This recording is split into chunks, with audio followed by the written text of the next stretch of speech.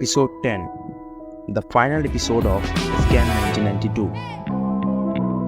Episode की शुरुआत होती है और हम देखते हैं कि हर्षद की स्टेटमेंट की वजह से पीएम और स्वामी जी बहुत टेंशन में आ जाते हैं, इसलिए वो हर्षद पर नार्कोटिक्स का केस नहीं लगने देते हैं। इनडायरेक्टली उसे दूसरे केसों से भी बचा लेते हैं। इसके बदले सीबीआई जब हर्षद से पीएम ऑफिस विजिट करने का प्रूफ मांगती है तो हर्षद प्रूफ नहीं कर पाता है और हर्षद ने पीएम को जो 1 करोड़ रुपए दिए थे वो अफवाह बनकर ही रह जाता है।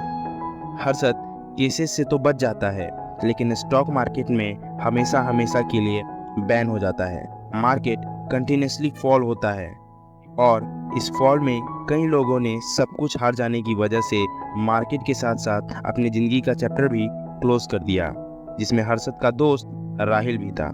सीन शिफ्ट होता है और हम देखते हैं सुचिता को, जिसको हर्षद ने बुलाया था ताकि सुचिता, जिसकी वजह से हर्षद का पूरा डाउनफॉल आया था, उसके बदौलत वो अपनी इमेज वापस से क्लियर करना चाहता था।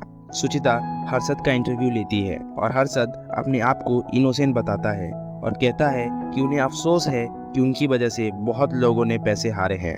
1994 राम जेठमलानी हर्षद को कहते हैं कि अब ये सब खत्म करने का एक ही तरीका है कि वो लोग स्पेशल कोर्ट से रिक्वेस्ट करें कि वो लोग रेडी हैं to settle all the claims, और अगर कमीशन मान जाएगी तो हर्षद के सारे एसेट्स रिलीज कर दिए जाएंगे और फिर वो उस एसेट्स को बेचकर अपने सभी फाइन्स को भर पाएगा। लेकिन सीबीआई हर्षद पर एक केस फाइल कर देती है जिसकी वजह से वो एसेट्स सेटल नहीं हो पाते हैं। सुचिता हर्षद का इंटरव्यू लेती रहती है और हर्षद उसे अपनी पूरी जर्नी के बारे में बताता रहता है। सीन शिफ्ट होता है और हम देखते हैं सुचिता और देवाशीष को, और देवाशीष सुचिता को शादी के लिए प्रपोज करता है और सुचिता मान जाती है एंड फाइनली उन दोनों की शादी हो जाती है। दूसरी तरफ हर्षद अपने सभी एसेट्स इंक्लूडिंग कार्स और स्पेशली लेक्सस को बेच देता है। 1996 पीएम चेंज होते हैं और हर्षद का सितारा वापस चमकता है। अब हर्षद गवर्नमेंट का सबसे बड़ा एनिमी नहीं था और कई केसों में तो उसे रिलीफ भी मिला था। हर्षद टाइम्स ऑफ इंडिया में एक फाइनेंस से रिलेटेड एक कॉलम लिखना चाहता था, लेकिन वो लोग नहीं मानते हैं, तो हर्षद एक दूसरे न्यूज़पेपर नवदेश समाचार में अपना कॉलम डालना शुरू करता है, कब कौन सा शेयर खरीदना है और कौन सा शेयर बेचना है। 1998 हर्षद एक दूसरी कंपनी के नाम से वापस स्टॉक मार्केट में एंट्री करता है।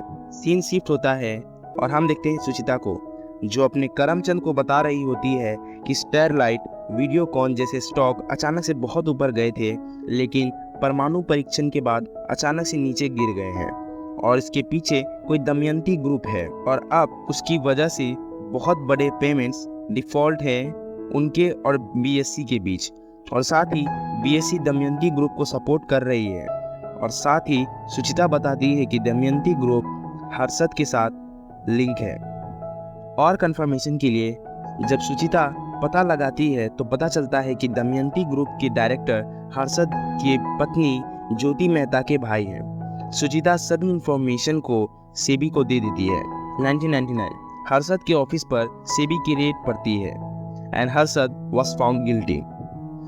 कुछ ही दिन बाद अश्विन को पता चलता है कि कस्टोडियन की रिपोर्ट से उनके 300 करोड़ के शेयर मिसिंग है।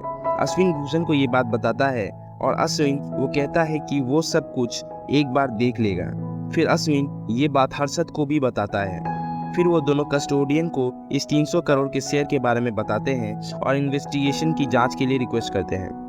दूसरे दिन भूषण हर्षद और अश्विन के पास आता है और कहता है कि सीबीआई भूषण से क्यों जांच पड़ताल कर रही है, तो हर्षद कहता है कि बस वो 300 करोड़ के शेयर की जानकारी के लिए इन्वेस्टिगेट कर रहे हैं। तब भूषण कहता है कि भूषण ने वो 300 करोड़ के शेयर बेच दिए थे जब कोर्ट ने हर्षद के शेयर्स अटैच किए थे। हर्षद बहुत गुस्सा होता है और भूषण को एक थप्पड़ मारता है और अब इसकी वजह से सीबीआई हर्षद को अरेस्ट करेंगे क्योंकि सीबीआई को लगेगा कि हर्षद ने कोर्ट से अपने 300 करोड़ के शेयर बचाएं और उसे इल्लीगली बेच दिया।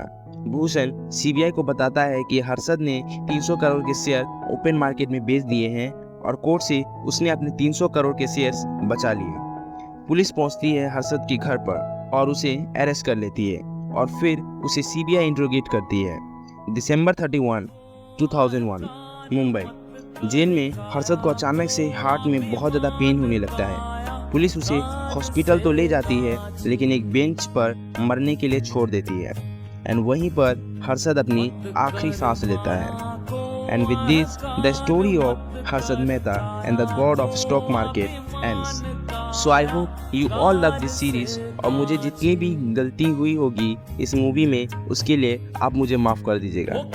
मिलते हैं आपसे अगली वीडियो में, तब तक के लिए टाटा बाय बाय। झोंका पवन का लग जाए, झपका पवन का लग जाए।